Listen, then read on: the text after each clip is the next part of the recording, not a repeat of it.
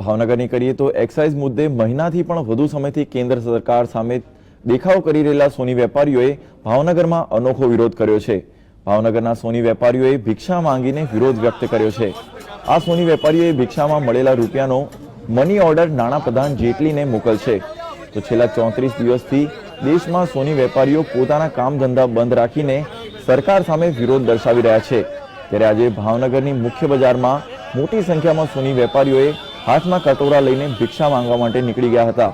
तो घणा सोनी वेपारीओ भिक्षुक जेवो वेश पण धारण करीने कटोरो भिक्षा मांगवा लईने निकली गया था।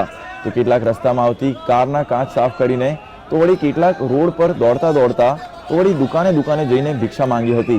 तो आम एक रमूज साथेनो कार्यक्रम सोनी वेपारीओ द्वारा सरकारनी आंख उघाड़वा आपवामां आव्यो हतो अने आ भिक्षामां आवेला तमाम रकम अरुण जेटलीने मनी ऑर्डर द्वारा मोकली आपवामां आवशे। 2016 केन्द्रीय अंदाजपत्रना बजेटमां अमारा सोनाना धंधा पर 3 जातना करवेरानुं भारण नाखवामां आव्युं।